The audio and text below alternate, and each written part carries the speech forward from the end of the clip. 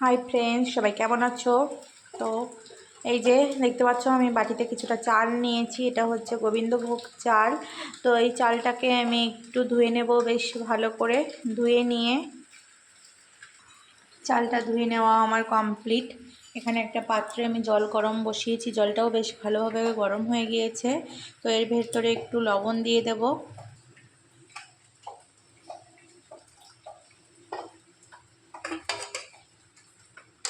লবণটা দিয়ে দিয়েছি।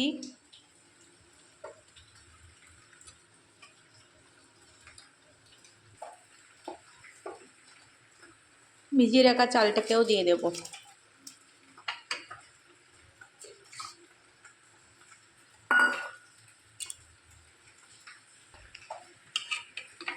যেহেতু জলের মধ্যে লবণ দিয়ে দিয়েছি, চালটা একটু সেদ্ধ হয়ে আসুক। আমি একটু অন্যরকমভাবেই আর কি করছি পায়েসটা। আর এখানে এই যে বাটিতে গরম জল আছে, এর মধ্যে আমুল দুধ আছে, বেশ কিছুটা পরিমাণ আমুল দুধ আমি এখানে দিয়ে দেব। আমি একদম মেপে টেপে নিচ্ছি না,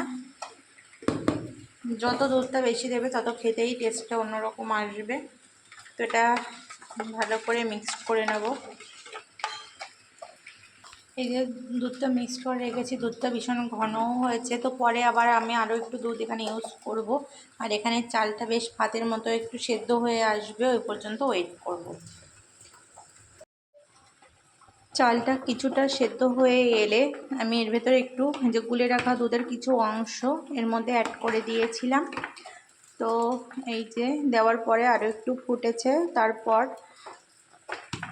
এখানে বাকি যে দুধটা রেখে দিয়েছি এটাকেও আমি দিয়ে দেবো এর মধ্যে।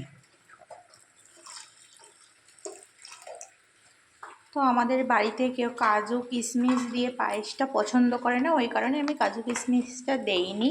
তো এখানে আমি মিষ্টিও দেব না, দুধ দিয়েই আর কি পায়েসটা হবে, যেটাকে বলে চড়ু। এইভাবে দুধ দিয়ে দিয়ে রান্না হবে। পরে লাস্ট ফিনিশিংয়ে আমি আরও একটু দুধ দিয়ে দেব।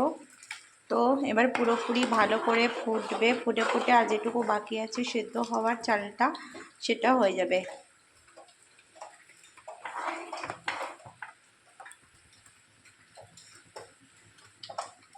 পুরো দুধটা দিয়ে দিয়েছিলাম। এখানে আমি আবারও কিছুটা দুধ গরম করে নিয়েছি আর কি, গুলে নিয়েছি জলটা গরম করে এর মধ্যে দিয়ে।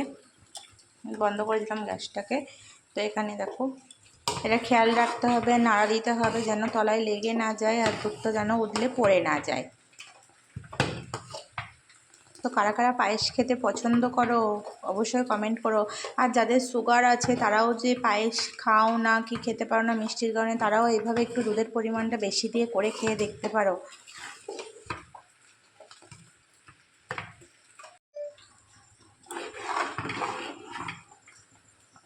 যে চালটা ভালোভাবে সেদ্ধ হয়ে গেছে, তো তাই অনেকটা দুধ হয়েছে পায়েসে। এবার আমি বাকি যে দুধটা গুলে রেখে দিয়েছিলাম এটাকেও আমি পায়েসের মধ্যে দিয়ে দেব। এভাবে আমি 3 লেয়ারে দুধটা দিয়েছি। দিয়ে এবার ভালো করে নাড়িয়ে চাড়িয়ে নেব, নিয়ে এবার ফুটতে দেব।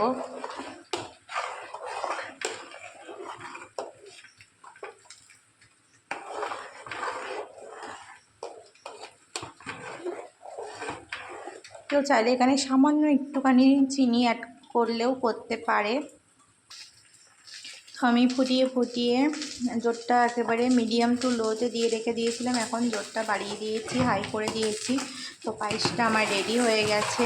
তো এবার আমি গ্যাসটা বন্ধ করে দেবো। নুনটা একটু চেক করে নিয়েছিলাম, তো একটু কম লাগছিলো বলে আবার একটুখানি লবণ আমি অ্যাড করেছি। আর এই যে কিছুক্ষণ পর আমি তোমাদেরকে দেখাবো যে কেমন হয়েছে। তো এখন এইভাবেই রেখে ঢাকা দিয়ে রেখে দেবো কিছুক্ষণের জন্য। বেশিক্ষণ ওয়েট করিনি, 5 মিনিটও হয়নি আর কি, রেখে দিয়েছি। তো উপরে দুধের একটা শর্ট ভাব পড়েছে। তো এবার আমি একটা বাটিতে কিছুটা কাটবো। যে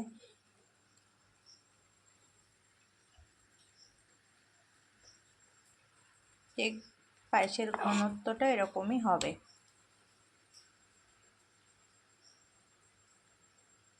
তো তোমরা কারা কারা এইভাবে পায়েস বানাও অবশ্যই কমেন্ট করে জানিও, আর কেমন হয়েছে আমার এই রেসিপিটা সেটাও অবশ্যই বলো।